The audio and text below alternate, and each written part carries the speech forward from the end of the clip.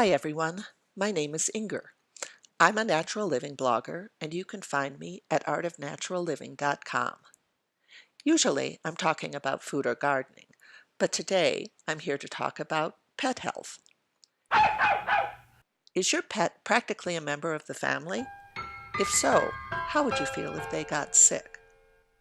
And what if you took them to the vet one day and got the news that there was a 50% chance that they would not live to come home? I can tell you, it's a pretty tough experience because it happened to me.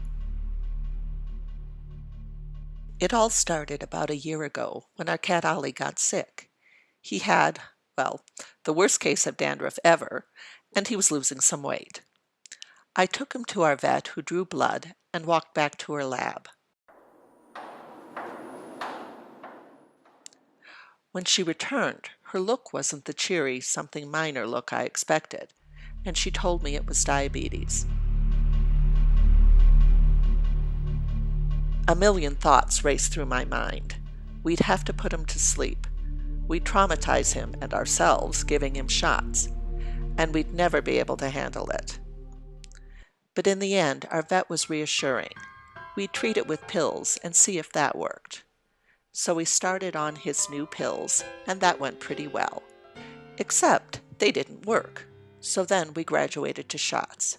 But that wasn't too hard either. You just pull up a big flap of skin and stick in the needle. In fact, the cat actually preferred that to us shoving a pill down his throat. I talked to Dr. Pam Geiken, a retired vet, about diabetes. So, Dr. Geiken, did you have many patients with diabetes? Yes, we had a lot of patients with diabetes. It's quite common in cats. In today's leisurely society, kitties are often overweight, so they suffer from the type 2 type of diabetes. How did the owners usually react to the news? They were distressed. A lot of them thought they would have to put their cat to sleep and thought they couldn't treat their cat. So we would deal with that step first before even starting to treat the cat. So what kind of advice did you give them? The first advice would be that their cat could live a good quality of life. It would require some effort on their part. Some cats can actually go into remission. Remission would mean they're no longer diabetic. So we tried to encourage everybody to at least try to treat their kitty.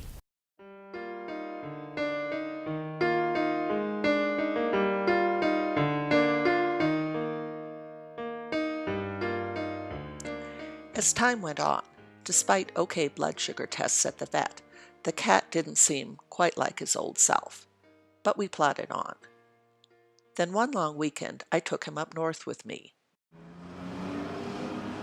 One of the things that happens with a diabetic pet is they go everywhere with you because they need such intensive care. Well, over the weekend, he started to look terrible. He began to vomit and stopped eating. I couldn't tempt him with kitty treats or either of his favorites, raw hamburger or soft-cooked egg. He kept getting weaker and finally would barely move. I decided to drive home immediately and take him to the emergency vet. I didn't even stop home. Truthfully, I was afraid he might die on the drive. When I got to the vet, they ushered us right into an examining room. And pretty soon, I had a very serious diagnosis, diabetic ketoacidosis. It would cost up to $4,000 to treat and had a 50% fatality rate. Of course, we actually had prior experience hospitalizing a sick cat. It was our first cat, which we got before we had kids. I used to call him my firstborn. Unlike Ollie, Calvin got sick suddenly. Our regular vet told us, "I don't know what's wrong with him, but I know it's something serious. If you want any chance of saving him, you'll need to take him to the veterinary school in Madison." The next day, we packed him up before dawn. During Calvin's stay in the hospital, we got daily progress reports. Usually news like, "It's not this or that." Unfortunately, No news did not mean good news. He wasn't getting any better. I kept wanting to give him a hug, but he was 90 miles away. Then one night, in the middle of the night, the phone rang. Since both my husband and I were IT professionals, I figured someone's system was down. Instead, it was the night vet in Madison. "Your cat just coded," he said. "We revived him, but we need instructions in case he codes again." I tried to shake the sleep from my brain and understand what he was saying. It was all like a TV show. About humans. "Do you think he's brain damaged?" I finally blurted out. The doctor paused. "Well, we don't think it takes a lot of intelligence to be a pet, so probably not."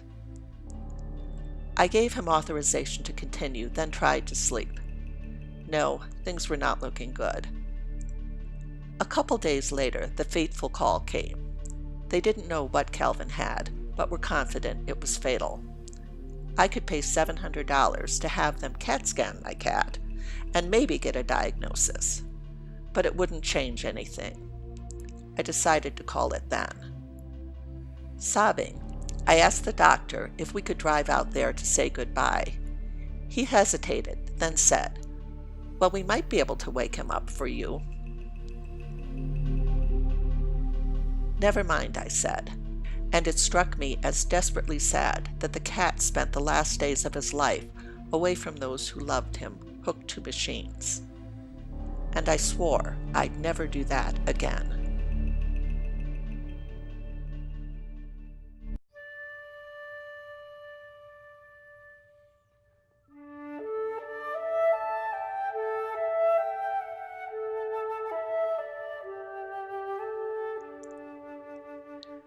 But this time things were different.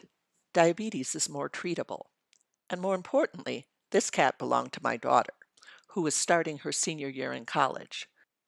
I knew I had to call her to give her the news. I dreaded that more than anything. I remember when I got the call, I was just getting out of the car after getting back from concrete canoe practice. My mom never calls me unless it's anything serious. I picked up the phone and I don't remember exactly what she said, but I remember how I felt.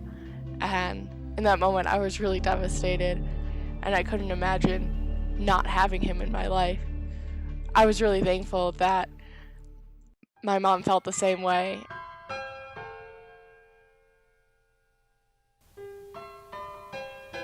Ironically, we weren't even looking for a cat when we got him.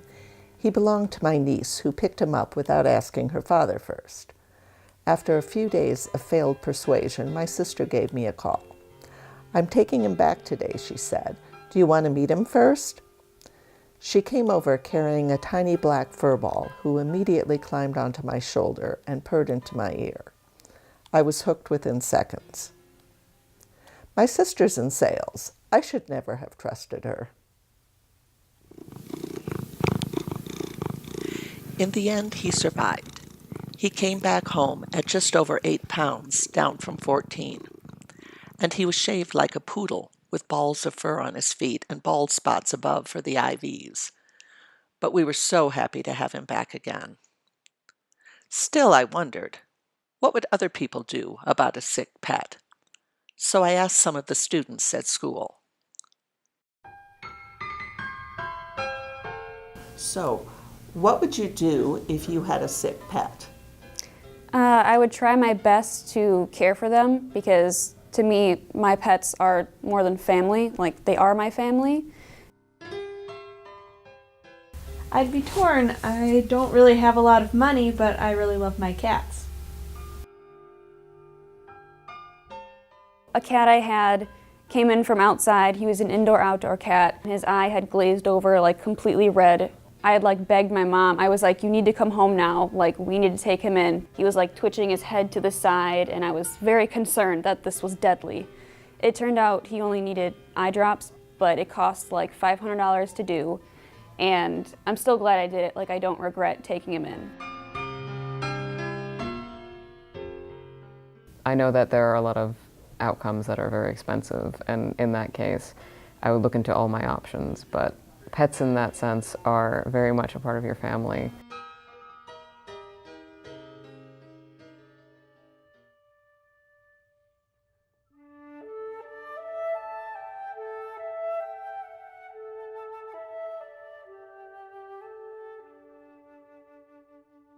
After we brought Ollie home, he went on a high-protein prescription diet. We upped his insulin to twice a day. He put back on some weight, but not too much, and his fur grew back. And for over 6 months, the cat looked great. Then one day, he stopped eating again. It was only half a day, and I felt really silly packing him up for the emergency vet.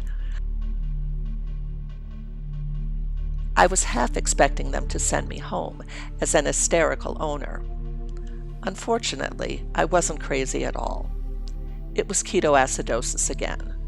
Caught early this time, it was less expensive to treat.